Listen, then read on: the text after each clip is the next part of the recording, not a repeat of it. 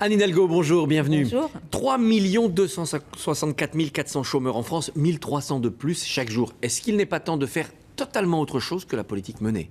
D'abord, les politiques doivent produire leurs effets dans une durée. Donc, il y a des mesures qui ont été engagées qui me paraissent très importantes sur l'emploi, les contrats d'avenir, le soutien aux entreprises, parce qu'on crée de l'emploi aussi en soutenant les entreprises.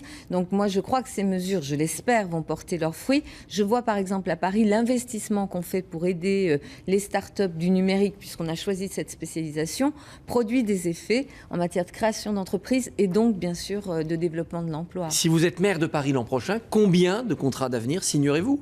On en signera, on est bien sûr partenaire du gouvernement, on est en train de discuter plusieurs centaines, bien évidemment. Mais pour 2 millions de Parisiens, on ne peut pas faire plus ? Alors d'abord, ça c'est un axe de la politique. On fait aussi beaucoup d'aide à l'insertion. Vous savez, on a un plan d'insertion à Paris pour notamment les jeunes, les personnes plus en difficulté. Et puis il y a 1 milliard d'euros qu'on a investi dans cette mandature sur la recherche, l'innovation, les nouvelles technologies qui produisent justement ces créations de start-up qui font qu'aujourd'hui, on est devant Londres en matière de création d'entreprises. Donc, travailler sur la question de l'emploi, c'est à la fois soutenir l'emploi par des dispositifs d'emploi aidés, comme on le fait avec les contrats d'avenir, mais c'est aussi soutenir l'économie. Par exemple, nous, à Paris, c'est en créant des incubateurs pour que les entreprises puissent s'y développer. Est-ce qu'il ne faut pas lancer aussi de très très grands chantiers pour donner du travail dans le bâtiment à Paris ? Mais bien sûr. Alors ça, vous savez, nous, on n'est quand même pas à être pris en défaut.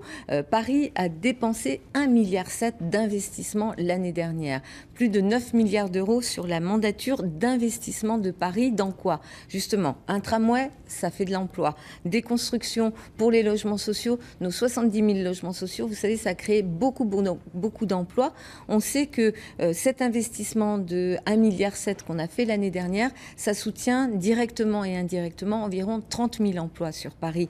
Et je suis d'accord avec vous, il faut un investissement. Moi, je suis pour qu'on distingue les dépenses d'investissement des dépenses de fonctionnement, y compris au niveau du pays, parce que l'investissement, ça crée de l'emploi et c'est comme ça qu'on peut tirer la machine économique. Pour aider les entreprises, la Commission européenne a été très claire, il faut baisser le coût du travail en France. Est-ce que c'est une piste à suivre ? C'est une piste à suivre dans certains secteurs, mais pas dans tous les secteurs. La France doit faire le pari de la valeur ajoutée, des emplois qualifiés, de la formation, de l'éducation. C'est ce qu'on fait d'ailleurs, en faisant de l'éducation l'enjeu prioritaire.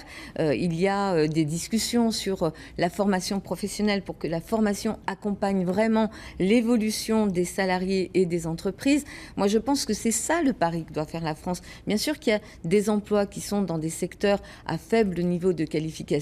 Il faut regarder pour que ces secteurs soient compétitifs, mais je crois que le problème majeur, en tous les cas l'enjeu majeur pour nous, c'est d'investir dans l'éducation, dans la recherche et dans les qualifications. François Hollande a rappelé la souveraineté de la France par rapport aux injonctions de la Commission européenne. Il est très critiqué ce matin par Jean-Luc Mélenchon. Écoutez ce que dit le patron du parti de gauche. Tous les ans, la France donne son projet de budget. Ça, c'est François Hollande, signé François Hollande. C'est le traité budgétaire. Et la Commission européenne dit à la France ce qu'elle doit faire grâce à François Hollande. Après quoi, François Hollande prend la posture de dire on ne me dira pas ce que je dois faire. Mais si, mon bonhomme, parce que tu l'as signé et maintenant, tu te fais donner des ordres depuis Bruxelles. Et comme tu n'es pas capable de résister, comme la seule chose que tu sais faire, c'est dire oui, eh bien, tu vas manger ça et le reste. Voilà, on est soumis à Bruxelles. C'est la caricature. François Hollande porte au niveau européen un autre message, justement, ce qui a valu un certain nombre de petites frictions, c'est de dire qu'il faut une politique d'investissement, il faut une politique de relance de l'économie au niveau européen. Moi, je crois qu'il joue tout à fait son rôle. Il vient exprimer ce qu'est la politique française. Et puis, Bruxelles, on connaît aujourd'hui quand même les positions majoritaires de la Commission. Bruxelles est dans ce rôle-là depuis longtemps. Trop libéral. Moi, je pense que pas assez offensif. Voilà. Hier, Jean-Christophe Cambadélis a appelé brièvement à la démission de Barroso et Barnier avant de retirer de son blog. Je ne vais pas rentrer dans ce genre de choses. C'est pas une bonne idée, non ? J'en sais rien, mais en tous les cas, la politique aujourd'hui suivie à Bruxelles n'est pas la bonne. Et je ne suis pas la seule à le dire. Même des grands économistes qui regardent ce qui se passe disent que l'horizon de l'austérité ne peut pas être l'horizon de l'Europe. On risque de tomber par terre en étant en bonne santé. Donc il faut relancer l'économie européenne et c'est ce que essaye de faire la France. Une voix un peu isolée en Europe, mais une voix qui est exprimée. Le juge Gentil s'est adjoint les services d'une experte médicale qui était apparemment témoin à son mariage.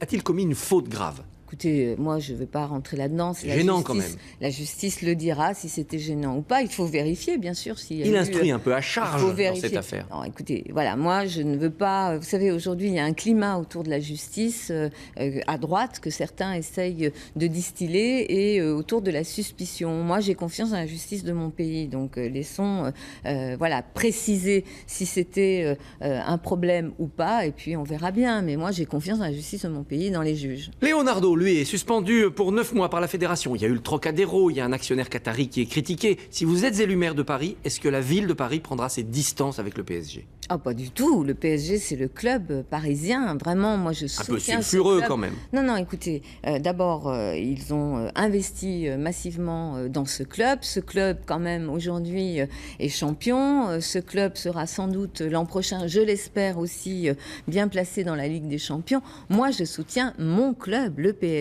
Leonardo, c'est sévère ? Alors, je trouve que bien sûr, il faut donner l'exemple et que là, l'exemple n'a pas été donné, mais je trouve la sanction très sévère, très très sévère.